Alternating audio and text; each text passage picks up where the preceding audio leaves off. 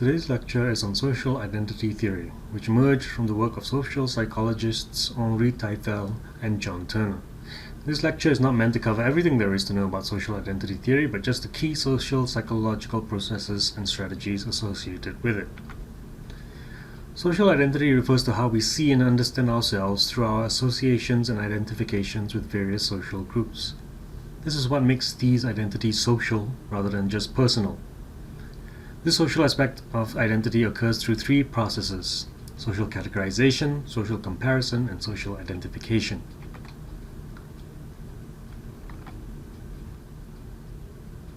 Social categorization refers to the process through which individuals are divided or clustered into groups. In sociological terms, this involves the construction and maintenance of symbolic boundaries that pertain specifically to groups of people, whether it is by race, gender, religion, and so on. When we apply this to the concept of social identities, we are interested not merely in the fact that we tend to classify people into groups, but especially that we then believe that these groups have distinctive features that define them, distinguish them from other groups, and characterize the people who are members of them. In this way, we come to see people not simply in terms of their individual qualities, but in terms of the characteristics we associate with their respective groups.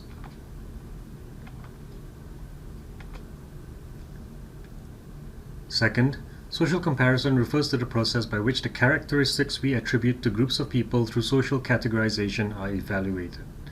When it comes to social groupings or categories of people, whether by race or sexual orientation or political affiliation, there is no objective and universal way by which to assess which group is quote-unquote better than another. And so what we end up doing is we compare those characteristics which we associate with various groups to those of other groups, and we use those characteristics to decide which groups we like and value better than others. Finally, social identification involves how we cognitively associate ourselves with different social groups that have been 1. Determined through social categorization, and 2. Compared against one another through social comparison. It involves not only being cognitively aware that one belongs to various social categories, but also varying levels of emotional significance. The more we care about a group to which we affiliate, the more we will tend to want to emphasize what makes our group distinct and maintain, if not increase, any value we derive from that membership.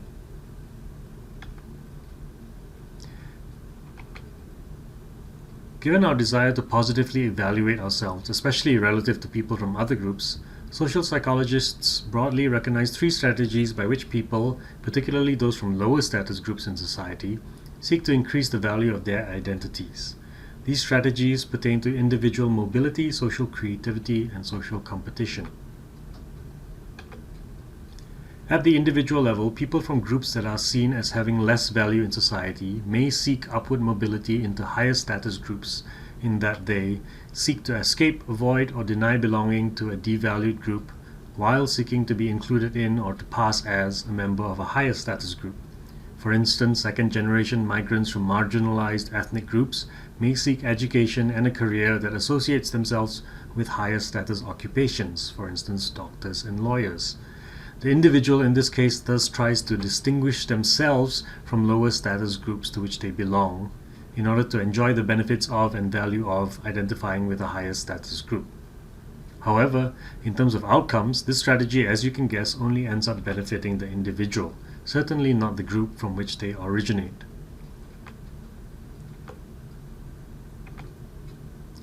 If individual mobility is about trying to escape association with a lower status group, social creativity is about redefining the social comparisons between their groups and others by framing their own groups as being relatively more positive or at least less negative. This can be accomplished in three ways. First, by focusing on different characteristics of the group that are already considered positive in society, for instance, emphasizing the group's warmth and friendliness instead of its lower than average wealth and achievements. Second, by comparing the group favorably to other groups, for instance, when an immigrant might highlight their success and wealth relative to people in their countries of origin, rather than people in their host countries. And third, by redefining what it means to be a member of a low status group.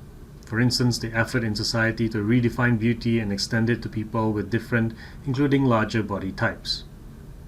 While this approach does help someone contend with their association with a group that is devalued in society, it does so by changing meanings, not the more objective structural conditions that position the group in a subordinate position in the first place.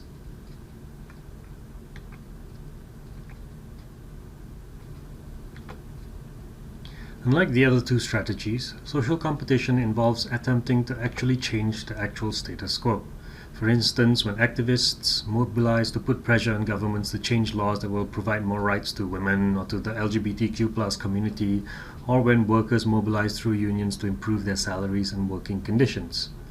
Thus, social competition involves strategic collective action performed in competition with other groups to improve their material conditions, often because other more privileged groups fear losing their relative privilege by allowing these groups to do so. In so doing, this strategy, unlike individual mobility, seeks to benefit the entire group, not just individuals, and unlike social creativity, seeks to improve the group's objective material conditions, not just redefine itself cognitively in more positive ways. Finally, based in part on these processes and strategies we have discussed, social identity theory has three core predictions. First, the stronger the emotional significance of one's social identification, in other words, the more meaningful one's social identity is to how one sees oneself, the more one is likely to make favorable comparisons between one's own group, also called the in-group, and other groups to which one does not identify, also called out-groups. Second, because of these social comparisons, sometimes social categorization is sufficient to cause intergroup conflict and discrimination, even if there are no objective grievances between the two groups, for instance, unequal access to resources or social opportunities. Third, in our quest for having a positive social identity, whether or not a person or group adopts identity management strategies depends on how they define social reality, not necessarily those objective differences like unequal access to resources or social opportunities. Thus, if a group believes it is in a low-status position and questions the legitimacy of its position, it puts members and perhaps the group as a whole in a position to decide on whether or not to engage in identity management strategies, as well as which. In this lecture on social identity theory, we started by talking about three key social psychological processes that make social identity social rather than just personal. They are social categorization, which involves using symbolic boundaries to categorize people, social comparison, which involves evaluating social groups relative to one another, and social identification, which involves cognitively associating oneself with one or more of these social groups.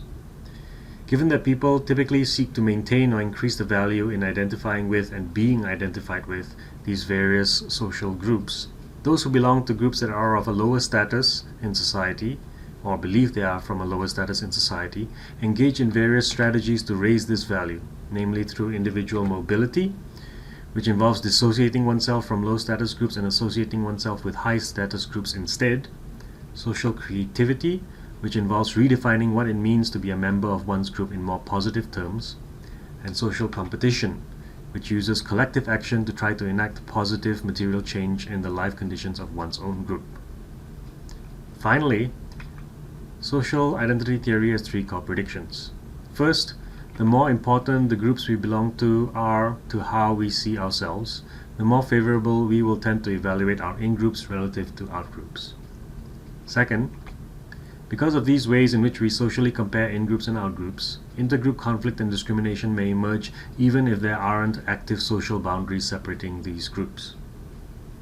Finally, how people of a social group perceive the situation around them is what influences whether and how they do something to improve or maintain their positive self-identification.